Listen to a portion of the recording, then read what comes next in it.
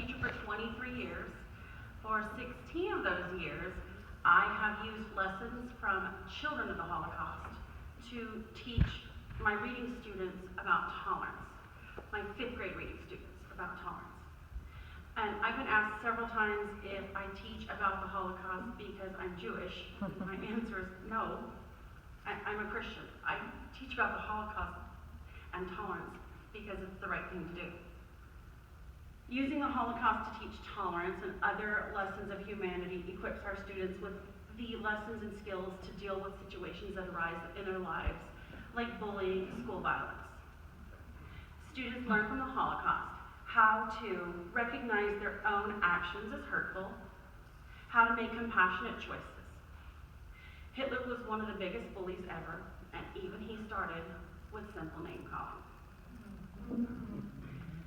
A personal example in my classroom from a few years ago, Andy was a self-proclaimed bully. He bullied daily, and he took great pride in it. The year after he had my class, he came to me very proud that he had stood up and protected a kid that day from being bullied by multiple students. And then he said he did it because of what he had learned in the classroom.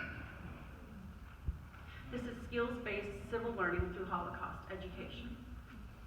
In 2004, I met my first Holocaust survivor, and I was in awe. My students discovered her through some research. Her name was Inga Auerbacher. She's an international tolerance speaker, and she spoke at the United Nations Holocaust Remembrance Day this past January. She and I, from 2004 till today, have literally become the best of friends. I would call her my best friend if you called her now today and asked her who her best friend was. I know she'd say it's me.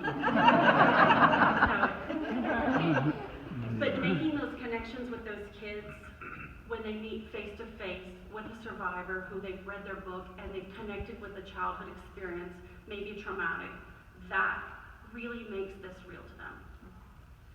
In 2007, we began collecting 6 million pennies to represent the lives that are lost in the Holocaust due to intolerance.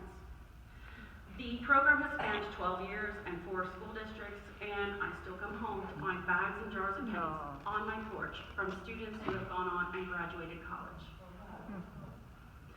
The students who continue to collect the 6 million pennies are helping others. We've been able to give away close to 2 million pennies, that's $20,000, to the Children's Advocacy Center, the Children's Book Drive at the Methodist Children's Hospital, the Jewish Federation, as well as students in Joplin, Missouri, when devastating tornadoes removed all of their schools. This tolerance unit has been so successful through these years. It has been written about in dozens of newspaper articles. It's aired on local news channels over a dozen times, as well as being featured on Texas Public Radio. I was introduced to Jeannie Wang, Barbara Ratner, and Sharon Greenfeld in March of 2015. I'm sorry, 3 months, sorry. I had one mistake. You could have waited. You can tell we've gotten close through this process. When they approached me to help them in their quest to make Holocaust education mandatory in Texas schools, I didn't hesitate. It was an immediate yes. They asked me to join due to my personal experience in successfully teaching the Holocaust. I also knew very little about the process of passing a bill, but in their company, we shared a great passion for the importance of the work.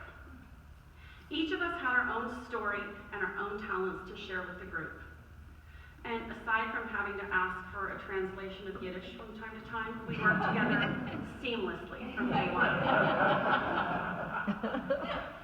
Now that the bill has passed and has been signed by the governor into law, the over 1,300 school districts in Texas will be turning to the Texas Holocaust and Genocide Commission for curriculum on approval of curriculum that they have found elsewhere.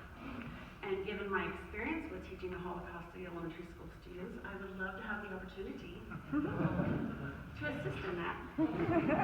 And I know Sharon and Varda and Jeannie also would love to have that, to help and contribute as much as possible. There are no words to express my gratitude, I'll cry, to Senator Menendez for recognizing the importance of Holocaust education, and most importantly, sponsoring this bill.